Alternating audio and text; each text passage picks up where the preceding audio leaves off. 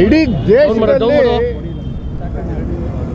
ವೋಟ್ನ ಕಳ್ತನ ಮಾಡಿ ನರೇಂದ್ರ ಮೋದಿ ಮತ್ತು ಅಮಿತ್ ಶಾ ಅವರ ನೇತೃತ್ವದ BJP ಸರ್ಕಾರ ಸುಮಾರು 18 ರಾಜ್ಯಗಳಲ್ಲಿ BJP ಸರ್ಕಾರ ನಡೆಸ್ತಾ ಇದೆ. 2014, 2019, 2024 ಪಾರ್ಲಿಮೆಂಟ್ ಚುನಾವಣೆಯಲ್ಲೂ ಕಳ್ತನ ಮಾಡೇ ಗೆದ್ದಿರೋದು ಇವರು. ಕಳ್ತನ ಮಾಡಿ ಗೆದ್ದಿದ್ದಾರೆ ಅನ್ನುವಂಥದ್ದಕ್ಕೆ ರಾಹುಲ್ ಗಾಂಧಿಯವರು ಪ್ರೂಫ್ ಸಮೇತ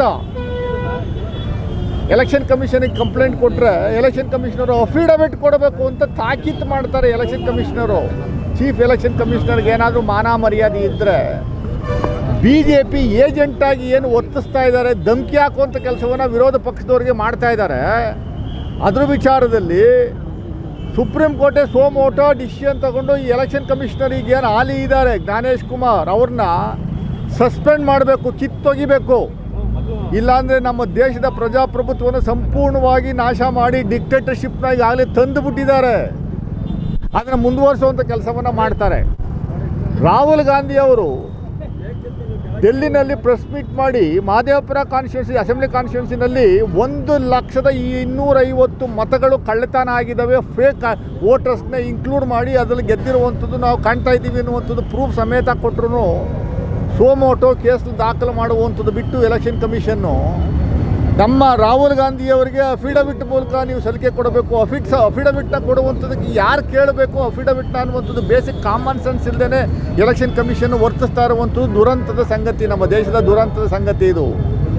ಇದಾದ ಮೇಲೆ ಬೆಂಗಳೂರಲ್ಲಿ ಬಂದು 8ನೇ ತಾರೀಕು ನಾವು ದೊಡ್ಡ ಒಂದು ಸಮಾವೇಶ ಮಾಡಿ ಅಲ್ಲಿನ ಕ್ಯಾಂಡಿಡೇಟು ಮತ್ತು ನಮ್ಮ KPCC ಅಧ್ಯಕ್ಷರು DK ಶಿವಕುಮಾರ್ ಅವರು ಎಲೆಕ್ಷನ್ ಕಮಿಷನ್ಗೆ, ಇಲ್ಲಿನ ಕರ್ನಾಟಕ ಎಲೆಕ್ಷನ್ ಕಮಿಷನ್ಗೆ ದೂರು ಕೊಟ್ಟರೆ ಇಲ್ಲಿವರೆಗೂ ಆ ದೂರಿನ ಬಗ್ಗೆ ಯಾವ ಮಾಹಿತಿಯನ್ನು ಕೊಡುವಂಥ ಕೆಲಸವನ್ನು ಮಾಡಲೇ ಇಲ್ಲ, ತನಿಖೆ ಆರಂಭ ಮಾಡುವಂಥ ಕೆಲಸವನ್ನು ಮಾಡಲೇ ಇಲ್ಲ. ಇಡೀ ದೇಶಾದ್ಯಂತ ಇದು ಒಂದು ದೊಡ್ಡ ಮಟ್ಟದ ಜನಾಂದೋಲನವಾಗಿ ಪ್ರತಿಭಟನೆ ಆದರೆ ಮಾತ್ರ ಈ ಪ್ರಜಾಪ್ರಭುತ್ವದ ವ್ಯವಸ್ಥೆ ಉಳಿಯುತ್ತೆ. ಅಧಿಕಾರಕ್ಕೋಸ್ಕರ BJPಯವರು ಯಾವ ಲೆವೆಲ್ಗೆ ಬೇಕಾದ್ರೂ ಹೋಗ್ತಾರೆ ಅನ್ನುವಂಥದ್ದಕ್ಕೆ ಇದು ಒಂದು ಸ್ಪಷ್ಟ ಉದಾಹರಣೆ. ಬಿಹಾರಲ್ಲಿ 65 ಲಕ್ಷ ಮತದಾರನ ಕಿತ್ತಾಕ್ತಾರೆ. ಮಹಾರಾಷ್ಟ್ರ ಚುನಾವಣೆಯಲ್ಲಿ 75 ಲಕ್ಷ ಮತದಾರನ ಸೇರ್ಪಡೆ ಮಾಡ್ತಾರೆ. ಇದು ಹೆಂಗೆ ಇದು? 1 ಅವರಲ್ಲಿ 90 ಲಕ್ಷ ವೋಟ್ ಆಗುತ್ತೆ. 1 ಅವರಲ್ಲಿ 5 ಗಂಟೆಗೆ ಚುನಾವಣೆ ಮುಗಿಯುವಂಥ ಸಂದರ್ಭದಲ್ಲಿ 5 ರಿಂದ 6 ಗಂಟೆಯಲ್ಲಿ 1 ಅವರಲ್ಲಿ ಮಹಾರಾಷ್ಟ್ರದಲ್ಲಿ 90 ಲಕ್ಷ ವೋಟ್ ಮಾಡ್ತಾರೆ. 280 ಕ್ಷೇತ್ರಗಳಲ್ಲಿ ಒಂದೊಂದು ಕ್ಷೇತ್ರದಲ್ಲಿ 10,000 ವೋಟು ಆ್ಯಡ್ ಆಗುತ್ತೆ. ಇಡೀ ಸಮೀಕ್ಷೆಗಳು, ಮೀಡಿಯಾ ಸಮೀಕ್ಷೆಗಳು 100ಕ್ಕೂ 100ರಷ್ಟು ಇಂಡಿಯಾ ಒಕ್ಕೂಟ ಮಹಾರಾಷ್ಟ್ರದಲ್ಲಿ ಗೆಲ್ಲುತ್ತೆ, ಹರಿಯಾಣದಲ್ಲಿ ಗೆಲ್ಲುತ್ತೆ ಅನ್ನುವಂಥ ಸಮೀಕ್ಷೆ ಹೇಳಿದ್ರು ಬುಡಮೇಲಾಯಿತು ಅಂದರೆ ಅದನ್ನು ತಿರುಚಿ EVMನ ಕದ್ದು ಈ ರೀತಿ ಅವರು ಎಲೆಕ್ಷನ್ ಮಾಡುವಂಥ ಹಿನ್ನೆಲೆಯಲ್ಲೇ ಅವರು BJPಯವರು ನಿರಂತರವಾಗಿ ಗೆಲ್ತಾ ಇರುವಂಥದ್ದು. ನಮ್ಮ ಮೈಸೂರು ಲೋಕಸಭಾ ಕಾನ್ಸ್ಟಿಟ್ಯೂನ್ಸಿನಲ್ಲೂ ಈಗ ಹಾಲಿ ಸಂಸದರು ಏನು ಗೆದ್ದವ್ರೆ ಅವರೂ ಈ ಚೋರಿಯಿಂದನೇ ಗೆದ್ದಿರೋದು, ಈ ಕಳ್ಳತನದಿಂದನೇ ಗೆದ್ದಿರೋದು. 1,45,000 ಮತಗಳು 292 ಬೂತ್ಗಳಲ್ಲಿ, ಒಟ್ಟು 2,222 ಬೂತ್ ಇದ್ದಾವೆ ನಮ್ಮ ಪಾರ್ಲಿಮೆಂಟ್ರಿ ಕಾನ್ಸ್ಟಿಟ್ಯೂನ್ಸಿನಲ್ಲಿ. ಅದರಲ್ಲಿ 292 ಬೂತ್ಗಳನ್ನು ನಾವು ಐಡೆಂಟಿಫೈ ಮಾಡಿದ್ದೀವಿ. ನಮ್ಮ media social media incharge Hemanth Kumar ಅವರು ಭಾಳ ಕಷ್ಟಪಟ್ಟು ಅಸೆಸ್ ಮಾಡಿ ಒಂದು ವರದಿಯನ್ನು ತಯಾರು ಮಾಡಿ ರಾಹುಲ್ ಗಾಂಧಿಯವರಿಗೆ ನಾನು ಕೊಡುವಂಥ ಕೆಲಸವನ್ನು ಮಾಡಿದ್ದೀನಿ. KPCC ಅಧ್ಯಕ್ಷರಿಗೂ ಕೊಟ್ಟಿದ್ದೀನಿ, ಮಾನ್ಯ ಮುಖ್ಯಮಂತ್ರಿಗಳಿಗೂ ಹೇಳಿದ್ದೀವಿ.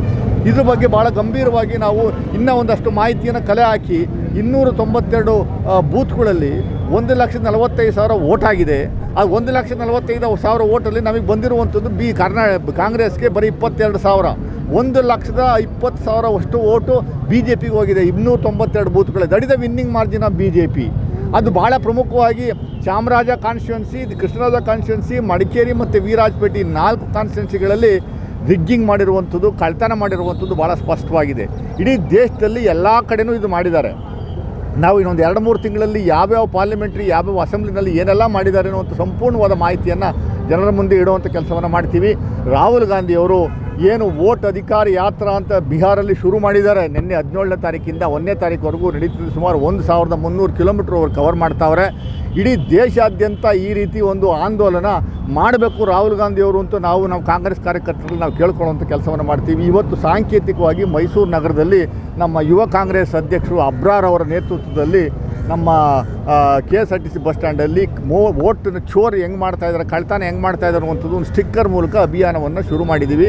ಎಲ್ಲ ಅಸೆಂಬ್ಲಿ ಕಾನ್ಸ್ಟಿಟ್ಯೂನ್ಸಿಗಳಲ್ಲಿ ನಮ್ಮ ಯುವ ಕಾಂಗ್ರೆಸ್ನವರಿಗಾಗಲೇ ಅವರಿಗೆ ಡೈರೆಕ್ಷನ್ಸ್ ಇದೆ. ನ್ಯಾಷನಲ್ ಯೂತ್ ಕಾಂಗ್ರೆಸ್ಸಿಂದ ಪ್ಲಸ್ ಸ್ಟೇಟ್ ಯೂತ್ ಕಾಂಗ್ರೆಸ್ಸಿಂದ ಡೈರೆಕ್ಷನ್ಸ್ ಇದೆ. ಅವರು ಎಲ್ಲ ಅಸೆಂಬ್ಲಿ ಕಾನ್ಸ್ಟಿಟ್ಯೂನ್ಸಿಯಲ್ಲಿ ಮನೆಗೂ ಇದನ್ನು ತಲುಪಿಸುವಂಥ ಕೆಲಸವನ್ನು ಮಾಡುವಂಥ ಕೆಲಸವನ್ನು ಮುಂದಿನ ದಿನಗಳಲ್ಲಿ ನಾವು ಮಾಡ್ತೀವಿ.